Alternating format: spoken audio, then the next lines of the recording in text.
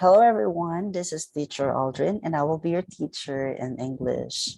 So we are already through with our first quarter, and now we are into the next chapter, or should I say the second quarter of our teaching and learning activities. And for today, as you can see on our screen, is that we will be learning about making connections. So under that is that we're going to tackle the following. First, we are going to learn about or study about the poem Crossing the Bar by Alfred Lord Tennyson. And also, you're going to read an excerpt from President Obama's presidential proclamation during Martin Luther King Jr. Day on January 15, 2010. In addition, you're going to also to understand the types of making connections, and lastly understanding how to make an annotations, which is very important for you to understand about making connections that we're going to tackle this morning. But before that, let us first have our attendance, the usual thing that we do. You're going to write or type your name in the comment section in our Facebook group together with your picture while watching this video presentation so that I may know that you are really listening or watching our lessons. And for us to be guided with our lesson for today, will be guided by the following objectives. Number one, you're going to make connections between the text to particular issues, concerns, and dispositions and life. And the second one is that you're going to relate the text content to issues, concerns, or dispositions and life. So without any further ado, let us now go into the poem Crossing the Bar by Alfred Lord Tennyson. But as we go deeper to the poem itself, let me just give you a short background of the poem. All right. So Alfred Lord Tennyson wrote Crossing the Bar in 1889, 3 years before he died. So the poem describes his placid. When we say placid, that's peaceful, okay? Peaceful and accepting attitude towards death. To tell you honestly, Crossing the Bar is a poem in which the speaker confronts the reality of imminent death or the coming of death, okay? And finds the kind of peace in the thought of dying, which is something we rarely see to people. All right. But of course, we as a human, we've always been dreaming of a peaceful death in our lives. We don't want our death to be more tragic or painful one. But of course, we're always dreaming of a death that is peaceful. Okay, you know what? In my case, like I always tell others, if I were to die, I want the peaceful one. I want that I was just sleeping and then suddenly I lost my breath and that's it. Because I don't want to feel the pain. I don't want to be dying in a tragic way or in a painful way. Okay, so that is what the poem all about. So although he followed this work with subsequent poems, okay, so he requested that Crossing the Bar appears as the final in all collections of his work. So to tell you, this English poet, Lord Alfred Tennyson, he is often regarded as the chief representative of the Victorian age, so in poetry. So to tell you, in fact, Tennyson succeeded Wordsworth. Okay, William Wordsworth is also a poet, okay, who is a poet laureate. When they say laureate, he is an award-winning poet. Okay, so both of them are poet laureate in 1850. So They were being appointed by Queen Victoria, and they served 42 years. So Tennyson's work were melancholic. When we say melancholic, it's full of sadness, okay, and reflected the moral and intellectual values of his time. So the poem, or the poem itself, is a metaphor of death, like what I have said. Okay, so crossing the bar could also be interpreted as crossing the sandbar. So like transitioning from life to death. And I hope you know what sandbar is. So we usually see sandbar when it's low tide, whereas there is a portion of the sea that is visible. Okay, it's like an island that floats. Okay, when it's low tide, then you can cross on it. Okay, if it's low tide, you can pass by it. Okay, so I've went to one of the sandbars in Calatagan. It was long ago, and I hope you have also experienced crossing the sandbar as you visited beaches in some other places here in the Philippines. So without any further ado, let us go back to the poem itself. So let me just first read the whole poem, and then later we are going to digest each lines, okay, in every stanza. So Crossing the Bar by Alfred Lord Tennyson, Sunset and Evening Star, and One Clear Call for Me. And may there be moaning of the bar when I put out to the sea. But such a tide as moving seems asleep, too full for sound and foam, when that which drew from out the boundless deep turns again home. Twilight and evening bell, and after the bar, and may there be no sadness of farewell when I embark. For though from out our bourne of time and place, the flood may bear me far, I hope to see my pilot face to face when I have crossed the bar. All right. So now let's try to focus on the first stanza. So there are actually 4 lines in a stanza. So we have 4 stanzas, and each stanza rather, there are 4 lines. So let me just reiterate once again that Crossing the Bar is a poem which deals with the reality of death, okay, of every humankind, whereas they find peace as they approach death. And I hope everyone is wishing of this thing. We know for a fact that whenever death comes, we always feel sadness, and it's pretty normal. All right.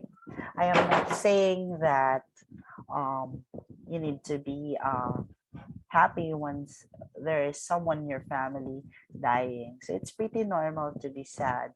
But I know that our family members would love us seeing, or should I say, would love seeing us happy and at peace, for they are now in the hands of our loving and caring God.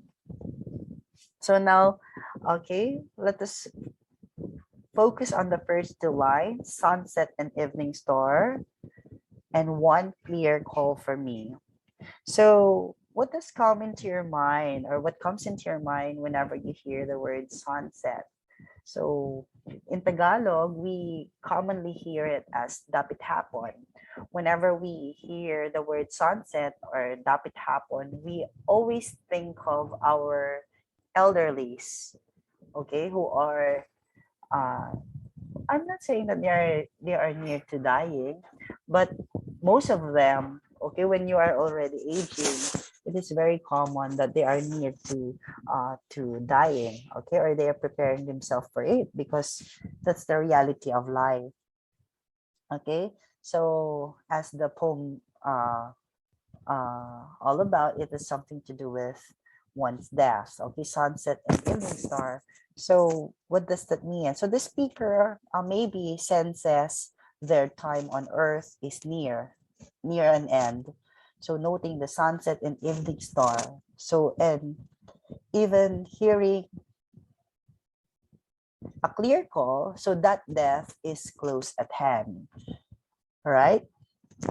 So maybe that call is coming from someone. And who's that someone? Maybe it's coming from a Holy Spirit trying uh, to get our loved ones, okay, as they depart on earth. So this is very common, no, to our families, okay, for our family members who are dying.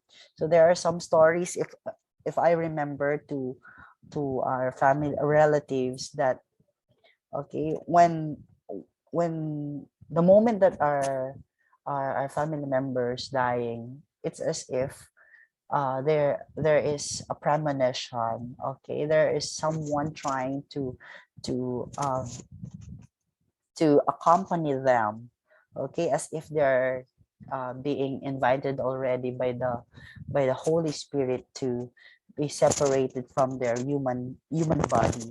So that's how it is. Okay, and there's like a small voice, okay, that they've been hearing as uh, they depart on earth, okay, or should I say as they die. So that's what it is. And on the third and fourth line, it says, and may there be moaning of the bar when I put out to the sea. What does that mean? So perhaps the speaker is trying to wish, okay, that there may be no sadness as our family members leave us or left us on earth as they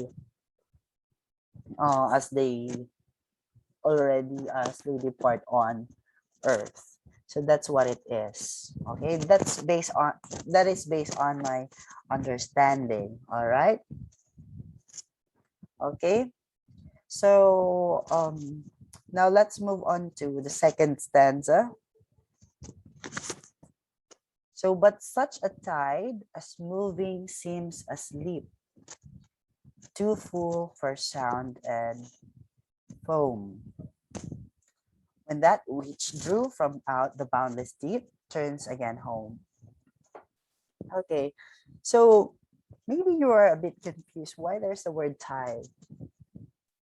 So let's focus on the time frame. By focusing on the sunset, let us presume that the event happens at night. Okay, so we commonly or we usually observe during the night that tides are very low, whereas since it's very low, we usually feel the peacefulness or the quietness or the calmness of the ocean or the sea that is approaching the shoreline. So as I interpret the first line, so the tides is interpreted to be moving seems asleep or quiet. Okay, so that's actually the feeling. Maybe the person or the speaker is trying to make us understand. All right. So there is too full for sound and foam. So when upon maybe the moment you have read that, maybe you're thinking of loudness. But in my case, as I read the word sound or full for sound, it has something to do with the peacefulness or the quietness of the atmosphere. Okay. And there is the word foam, which talks about the comfortability, okay, of the speaker himself or herself as he or she is approaching death in his or her life. Okay, so when that which drew from out of the boundless deep turns again home. So what does that mean? So the speaker is trying to tell us that once that happened, once I die, I'll be returning back to my home or my original home. And where is that original home that he or she is referring to? Perhaps he or she is referring to the kingdom of God. So from where we've been, okay, and we'll be returning back to the kingdom of the Lord. So that's how I interpret it. So now let's move on to the third stanza, twilight and evening bell, and after that bar, and after that the bar, and after that the dark, and may there be no sadness or farewell when I embark. Okay, so the speaker, let's put it this way, the speaker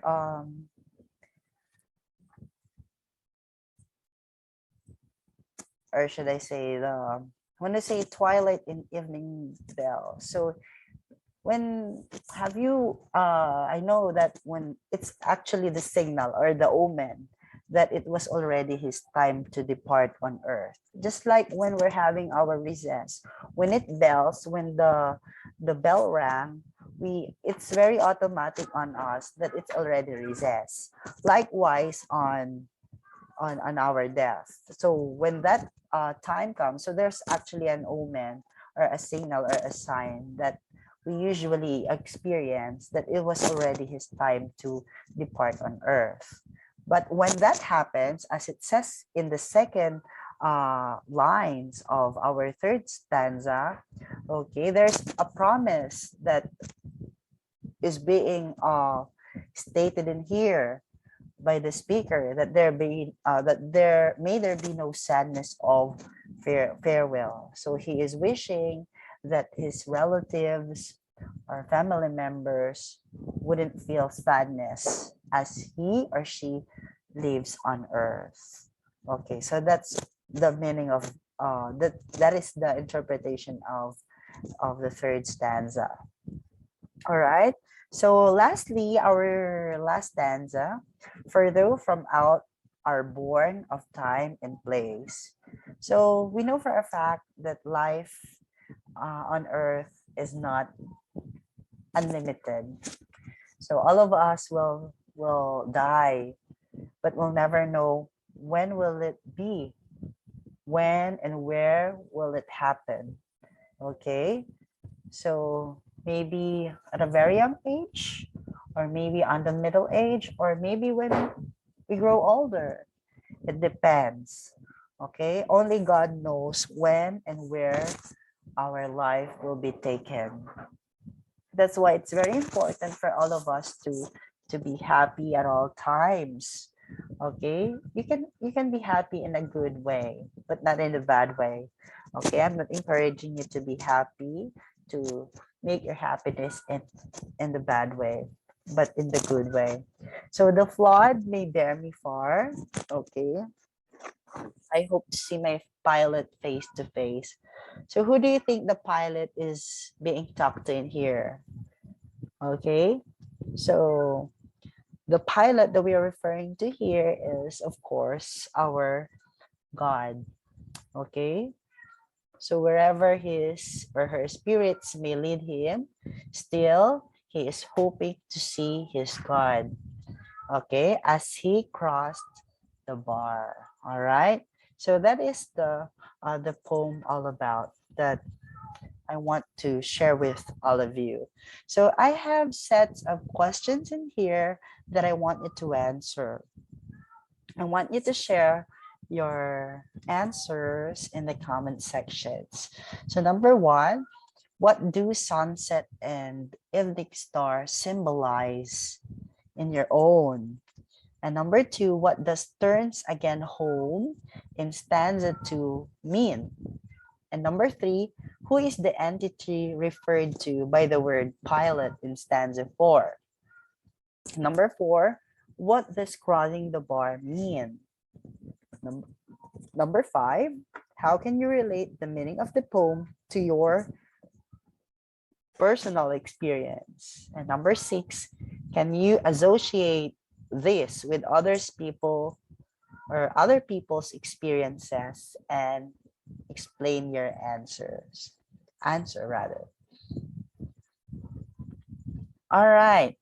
So this time, let us try to understand about making connections.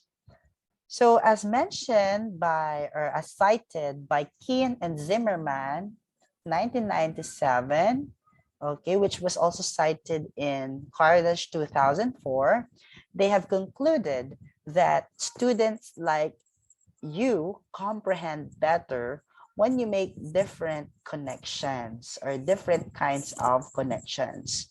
So what are the connections that they are talking to? So there are actually three. The first one is text to self. Second is text to text. And third would be text to world. So how these three connections differ from one another. So we'll find out. Okay, so when we talk about text to self connections, so we are actually referring to our personal connections, okay, that we make between ourselves, okay, and the selection. When we say selection, these are the text materials or reading materials that we are dealing with, whereas we relate ourselves or our experiences, our emotions and opinions to the selection that we are reading about. So that is how text to self connections transpire. Okay, but how are we going to engage into it? So there are questions that we need to ponder or ask ourselves. First, what does this remind me of in my life? Is there a connection? Is this text has something to do with my stories, my experience? Is there a similarities and differences to my experiences and opinions? Okay, so those are the things that you can ask yourself, okay, whenever you make connections. Just like the poem itself, that death is the reality of every human being, that all of us will die, okay? We'll never know the time and place where it will transpire, all right? So, and next, has something like this ever happened to me? Okay, you have to reflect if the things that you have read from that selection really happens also to your personal life. Okay, how does this relate to my life? Or let's say, how can you relate the selection or the text that you have read to your personal experiences? Or what were my feelings when I read this? You are also going to try to look into the emotions, the tone, the mood, okay, or the feelings invoked by that selection to yourself. So that's how text to self connections happen. It's very important for us to know how to connect the text to ourselves in order for us to fully understand what we are reading about. Likewise, with the second type, which is text-to-text connections. So in this case, the connections that we are going is that we are relating the one material to another materials or text that we have read or have already come across. So the text might be from a similar author, okay, same theme or topic, same genre, and the like. So this time, we are trying to connect the selection, the selection that we have read to to the other selection that we have also read.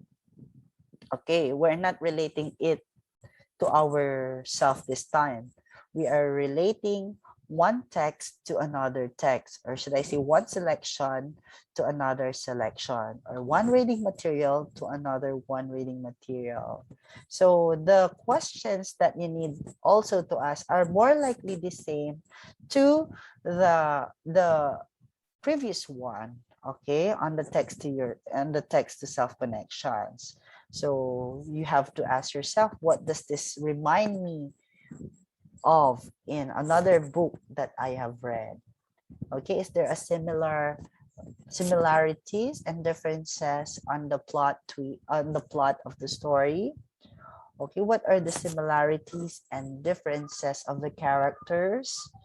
What are the similarities and differences of the experiences of the characters in the selection that you have read?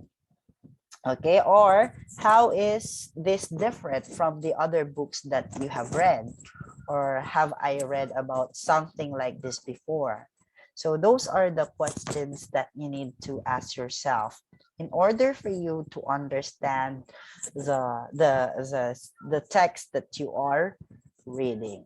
So it's your way of enriching your understanding of the selection by simply making connections of one text to another. Understood? And lastly, is that types of connections. Okay, so the text to world connections. So what does that mean? So this time, we are not focusing alone on the on the self and on the text, but of course, we are now looking into the larger connections that a reader brings to a reading situation. That includes, of course, your perception of the world. Okay, you can also make a connection of one traditions to another, one practices to another, or one culture to another culture. Okay, so this is a broad, this is the broader sense of connections that we need to look into. We are not just focusing on ourselves, we are not focusing on the text or selection that we have read, but of course, we are looking into the bigger picture now. Okay, so which might vary since we have various sources of learning things beyond our personal experience. Just like example in the television, radio, magazines, articles, movie, etc. So, okay, so what are the questions that we need to ask ourselves whenever we make connections from text to world? So it's more likely the same with the previous one. You're going to ask yourself, what remind me of if the real world? What are the things, okay, that are happening that I can relate to the text that I have read? So these are current events that are happening in your society, for example. Okay, you are going to relate the text from the current situations that you are into, or the current situations that are happening all over the world, just like the pandemic. Okay, there are a lot of people dying. Okay, and there's actually a different taste of experience this time of pandemic, whereas the family members are not seeing their families when they die because they might get infected once they bring home the human body of their family members. That's why they are cremated.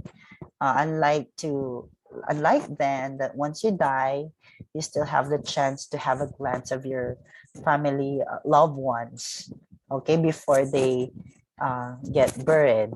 All right, so those are the things that we need to look into. Okay, how is this text similar to the things that is happening in the real world?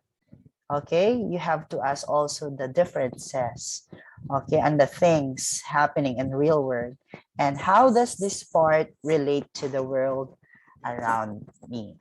Okay, so In that way, by asking those questions, it would help you have the broader understanding of the text, and at the same time knowing the current trends or current situations that are happening in the real world. Okay, and those are the three types of connections that we need to learn and understand in order for us to develop our reading comprehension. So more so, I'd also like to share with you about annotation or annotating, because in making connections, it's very important for us to know how to make annotations. All right. So when we say annotation, it is to make marks on the text. It is not simply highlighting appealing words, just like highlighting the words that attracts your eyes. Most especially, I've noticed some students, whenever they see words that are quite unfamiliar to them, they usually highlight it, which is very important in order for us to get the meaning of that word and be able to understand what it's all about. But annotation, it's not like that, okay? So though you will most likely end up highlighting the entire selection, it is a purposeful strategy to help you comprehend what you are reading on a deeper level, that if you were to just read it straight through. So it is an excellent way to deconstruct the text into meaningful pieces for better understanding, just like what we did in understanding the poem. We did not go through the beginning to the end. We digest every line of the poem in each of the stanza in order for us to understand the meaning of that poem for us, right? So our main goal is to make connections between what you already know about practically anything and the world around you or around us. So according to Azevedo 2017, there are 4 major benefits of annotating. Number 1, it makes you more engaged in the material. Okay, how does it happen? So if you understand what you are reading about, definitely you would feel that you are part of that selection or that scenario of the story that you are reading about. That's what it is. That is all about that it's all about having or being engaged into the material. Letter B, it slows your reading. That helps you to focus on details and have better retention and comprehension. So in letter B, it doesn't mean that you become slow reader. No, it's not like that. It's like you are trying to digest the things that are happening or the details for you to retain all the informations that you need to know from the text that you are reading. And letter C, it helps you process what you are reading. So whenever we say reading, there is comprehension, there's a processing of information. Okay, once you process information, there is comprehension. And letter D, it records textual evidence for later reference. You can make use of that understanding and the future readings that you are going to read. So you may even note your questions for further research. So say, for example, there are something that are vague to you, then you can search or look into the answer by using Google or any other sources, okay, that you can find in the learning hubs or libraries. Understood? So those are the 4 major benefits of annotating. Later, I will show you how annotating is being done. So I've actually uh, put an example in my slides here. Later, I will show you. So the Azevedo 2017 added that the following annotation strategies may be used. So here are the strategies that you need to bear in your mind. Number one, circle any unfamiliar words, then look them up and write down the definitions. You know what? I've done this when I was in high school. When there are words that are quite unfamiliar for me, I usually uh, encircle that words and then look for the meaning of that word so that I can easily understand it. So I usually make use of my Tagalog, English Tagalog dictionary because I'm not actually good in English then.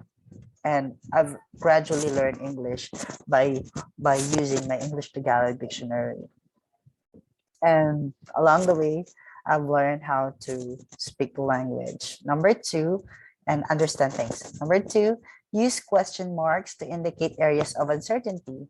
So when you're not sure of something, let's say for example, you are the scenario is vague or quite unclear to you, you can put question mark into it or on the side of that or in the end of that sentence that is vague to you.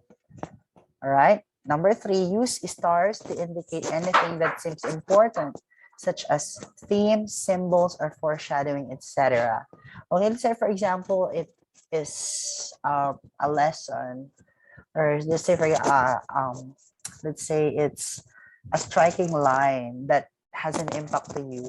Then you can make use of stars, okay, that denotes your favorites, okay, from the text you have read on that selection. Number four, use exclamation points to indicate something dramatic or key turning point, okay? So this must be the rising action or the climax, should I say.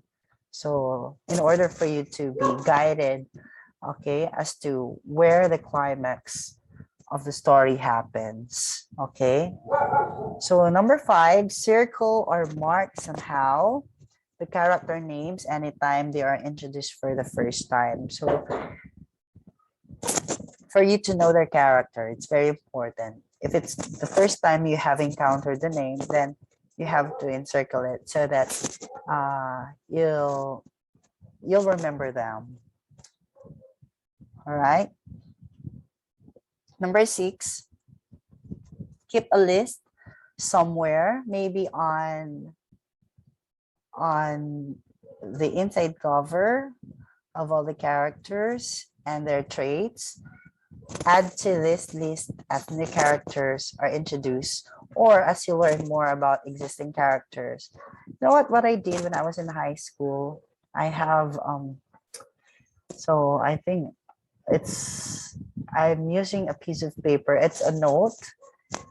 It's a sticky note. Yeah, it's a sticky note.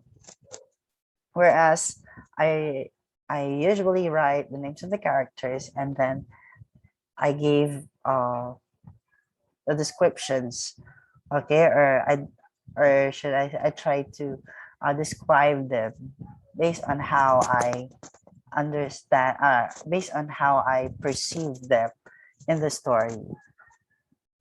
And if I have encountered uh, additional characters, I add it also in that sticky note so that I would be reminded of the characters. So I would have a wide understanding of their character in the selection that I am reading. And number seven, write your notes in the margins. Okay, it's said to be the best method. So in your book, there's a margin or a space on the left, right, top, bottom sides of your books. Okay, so you can write your notes there. On sticky notes, like what I've said, it's the decent method because there's a need for you to write on the book. or in a separate notebook, okay, which is the least favorable method. So if you want uh, to keep all the informations intact, you can write on the margins, okay, or you can make use of the sticky notes. I'm not used to using using notebooks, separate notebook. Okay, and number 8, paraphrase or summarize each chapter after you finish reading it. You only need a few sentences to do this. Write them down at the beginning or end of the chapter. In short, you are just going to get the gist of the story or the summary of it. Understood? Number 9, write down any questions you have about the text, either questions that you're willing to wait to find out the answers, or as you read further, or questions you want to bring up to the teacher in class the next day.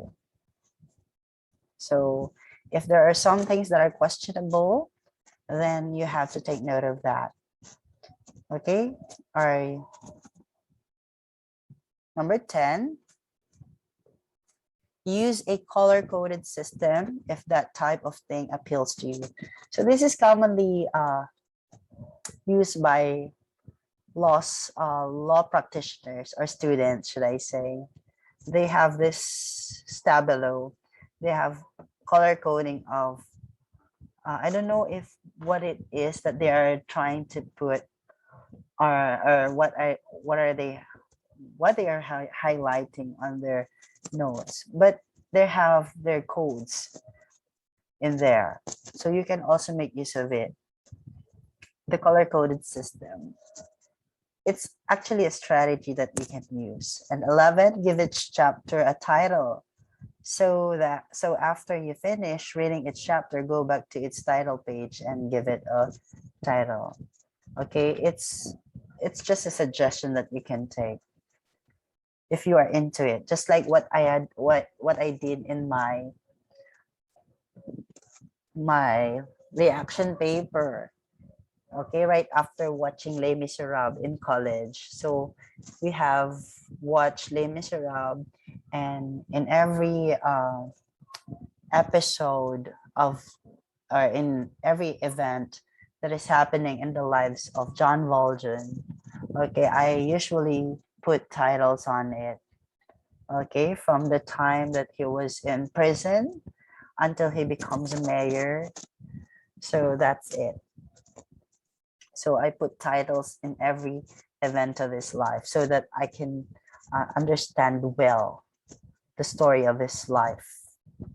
All right. Okay, so here is an example of an annotation that you can make use of so that you can improve your reading comprehensions, or in making connections with the text to yourself, or text to text, or text to the world. So that's it for today. So we are done discussing about closing the bar. We have also learned about the types of connections and understand how to make annotations. So do you have questions? So if you have questions from the poem that we have tackled, or the types of connections and making annotations that I have shared, please comment it in the comment section so that I may know, and we'll try to answer it in there. So for our activity, okay, there are only 3 learning tasks that you're going to work on too. Learning task number 1, you are going to read the selection and answer the questions that follow. Write your answers in your notebook. It's on page 10. And on learning test number 2, you are going to reread the selection in learning task 1. So if I'm not mistaken, it was an excerpt from President Obama, okay, during the during Martin Luther King's Day. So in your notebook, you're going to copy and accomplish the community connection reading response graphic organizer. It's on page 11. And lastly, learning task number 3, based on the text in learning task number 1, you're going to make a plan, a community plan using the template below. Use a separate sheet for your output. You can find the learning task on page 11. So if you have any question about the learning task that you are going to work on please do not hesitate to ask me in Messenger, or you can also text me, or you can type your queries in the comment section. All right. Before we end, allow me to give you your assignment. I want you to read the story of the gift of Magi, or Magi, should I say. The gift of Magi. Again, I will repeat for your assignment. I want you to read the short story, The Gift of Magi, on page 12. Okay, so it was written by William Sidney Porter, or also known as O. Henry. All right. So I think we need to call this a day. Thank you so much for listening, and I hope you have learned from our topic about making connections. Goodbye, everyone, and happy learning.